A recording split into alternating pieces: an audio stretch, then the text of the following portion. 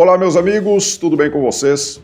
Hoje eu quero voltar a falar sobre o assunto que mais tem dado repercussão na mídia, que é a decisão monocrática do ministro Luiz Edson Fachin, o ministro militante do PT, que resolveu, então, anular todas as condenações do ex-presidiário, do ex-criminoso, do ex-corrupto Luiz Inácio Lula da Silva.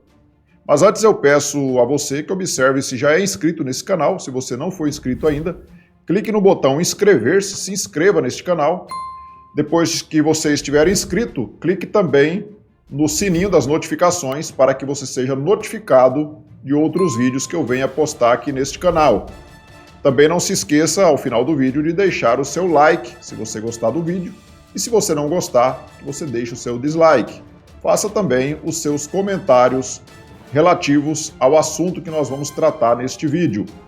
Meus amigos, dias atrás eu gravei um vídeo dizendo que o STF anularia as condenações do ex-presidiário Luiz Inácio Lula da Silva. Quem não assistiu esse vídeo, eu vou deixar inclusive aqui o card para que vocês entrem lá e assistam. Eu falei ali que vinha tendo vários indícios de que o STF anularia as condenações do ex-presidiário e, como eu disse, do ex-corrupto, que agora não é mais corrupto, né, segundo o Fachin, apesar do Fachin não ter reconhecido que o ex-presidiário não é corrupto, ele apenas anulou as condenações porque ele acha que o foro de Curitiba não era o foro apropriado. Depois de tantos anos de processo, o Luiz Edson Fachin descobriu que Curitiba não era o foro apropriado para esse caso e mandou começar do início lá em Brasília. Mas uma coisa que eu não esperava, eu acho que ninguém esperava, era que essa decisão viesse de forma monocrática, como veio, e principalmente pelo mais petista dos ministros do Supremo Tribunal Federal. Sim, apesar do Dias Toffoli ter sido advogado do PT, o ministro Luiz Edson Fachin é o mais petista deles, todos. O ministro Luiz Edson Fachin, acho que foi o único que subiu no palanque para pedir votos para um candidato petista, no caso da Dilma Rousseff, em 2010. Entendemos, portanto, que muito mais que uma candidatura, o que está em jogo é o que foi conquistado. Por isso tudo, declaramos em conjunto o apoio a Dilma Rousseff. É hora de unir nossas forças no segundo turno para garantir as conquistas e continuarmos na direção de uma sociedade justa, soberana e solidária. Como disse por todos nós Goffredo Teles da Silva Júnior, em sua célebre carta, ao povo é que compete tomar a decisão política fundamental, que irá determinar os lineamentos da paisagem jurídica que deseja viver. Nós já decidimos, dia 31 de outubro, votamos Dilma Rousseff para a presidência do Brasil. E então essa decisão veio de forma monocrática por esse ministro, que pode-se dizer que é um militante do PT, de longa data, né? Um militante petista. E o que importa agora é nós sabermos quais serão as consequências dessa decisão. Porque eu não tenho nenhuma dúvida que, se for para o plenário, o Supremo vai manter, sim, essa decisão, porque eles já se mostraram que são, além de tudo que eles estão fazendo, que extrapolam as suas competências, eles invadem a competência do Executivo, do Legislativo, e eles também já se mostraram que eles são corporativistas. Basta ver aquela situação do Daniel Silveira, que o Alexandre de Moraes mandou prender, e os outros 10 ministros ratificaram a decisão absurda do Alexandre de Moraes. Então, não resta nenhuma dúvida que desta vez também os outros 10 ministros ratificarão essa decisão. Talvez não por unanimidade, talvez um ou outro possa ali votar diferente, mas eu creio que eles aprovarão, ratificarão então essa decisão do militante Luiz Edson Fachin. E vamos lá então em quais seriam as consequências práticas dessa decisão. Primeiro, que os demais réus da mesma Operação Lava Jato vão querer também entrar de carona e acabar sendo livres, saindo livres das suas condenações, porque ninguém é melhor que ninguém, todos são iguais perante a lei, apesar da lei ser o STF agora, né? A Constituição Federal, as leis infraconstitucionais, como o Código Penal, por exemplo, não valem mais nada para o STF, e os outros réus, então, eles também vão querer se valer dessa decisão para também se verem livres dessas condenações que eles sofreram.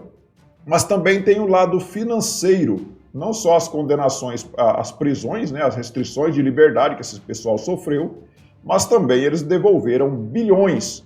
Esses delatores, essas pessoas que foram condenadas, fizeram delação, eles devolveram cerca de 5 bilhões aos cofres públicos e ainda tinham os outros 15 bilhões a serem recuperados, dinheiro que estão depositados em outros países. E o que é que pode acontecer com esses 20 bilhões de reais? Corre-se o risco do Brasil ter que devolver, a justiça ter que devolver para estes ex-bandidos toda essa dinheirama. Já imaginaram pessoas como o Marcelo Odebrecht, como o Léo Pinheiro, essas pessoas que foram ali condenadas e que fizeram as suas delações e que devolveram milhões de reais? Já imaginou eles saindo agora livres, leves e soltos e ainda com milhões devolvidos para as suas contas? Milhões que foram surrupiados dos nossos bolsos, surrupiados dos cofres públicos. Foi comprovado isso, tem provas e mais provas, ninguém devolve um dinheiro que não é roubado, principalmente milhões de reais, e no caso a soma dá 5 bilhões que já foram recuperados, como eu disse, e ainda tem outros 15 bilhões a serem recuperados que estão em outros países, e dependem ali daquela burocracia, e agora vocês imaginam esse pessoal saindo da cadeia, ou melhor, se livrando das condenações, porque não estão nem presos mais, porque o Supremo já fez o favor de soltar todo mundo.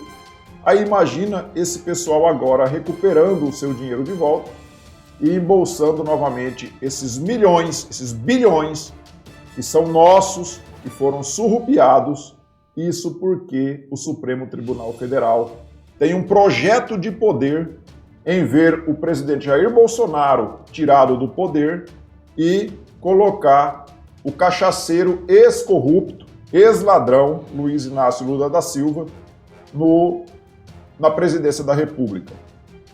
Mas isso é possível acontecer? É possível o ex-corrupto Luiz Inácio Lula da Silva vencer o presidente Jair Bolsonaro numa eleição? Não, se essa eleição for feita de forma lícita. Se tivermos urnas auditáveis, isso seria impossível. E como eu já disse em vídeos anteriores, eu custo acreditar que o ex-corrupto, ex-bandido, ex-ladrão e ex-presidiário Luiz Inácio Lula da Silva teria coragem de se candidatar sabendo que nós teríamos urnas auditáveis. Porque, como eu já disse, ele é corrupto, mas ele não é burro. E ele sabe que ele perderia numa eleição honesta, lícita, ele perderia de lavada para o presidente Jair Bolsonaro. Porque até no Nordeste, onde era a terra do PT, o presidente Jair Bolsonaro, quando vai inaugurar alguma obra lá, ele é ovacionado pelo povo.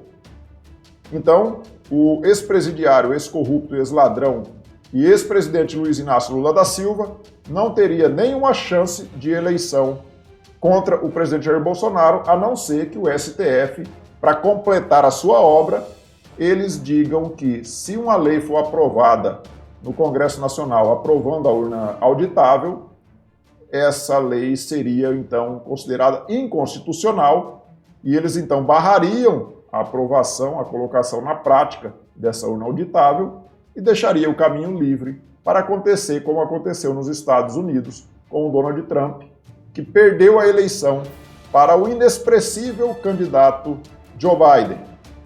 Então, meus amigos, Arapuca está armada, o Supremo, eles é quem mandam no país, não existe mais lei no nosso país, não existe mais Constituição, não existe mais as leis infraconstitucionais. Quem é a lei agora é o Supremo Tribunal Federal. O que o Supremo falar, independentemente de estar escrito o contrário em alguma lei, é o que vai valer. Então, meus amigos, nós estamos no mato sem cachorro, Nós estamos com uma insegurança jurídica terrível, que nunca se foi visto tamanha insegurança jurídica. Você vê que ontem as bolsas de valores despencaram, o dólar subiu depois dessa decisão absurda, dessa outra decisão absurda do STF. Mas quem é culpado por tudo isso? Eu já vi a imprensa colocando que a culpa é do presidente Jair Bolsonaro. Então, tudo o que acontece de ruim no Brasil, a imprensa já coloca a culpa no presidente Jair Bolsonaro, mesmo sabendo que o STF é o pior mal que nós temos no nosso país. Então, meus amigos, era isso. Depois eu volto com novos vídeos para falar ainda sobre esse assunto, que isso eu acho que ainda vai render muita conversa. E desde já eu agradeço por você ter assistido até aqui. Peço que você curta, compartilhe e se inscreva no canal se não for inscrito ainda. E nós nos vemos então no próximo vídeo. Fiquem todos com Deus. Tchau.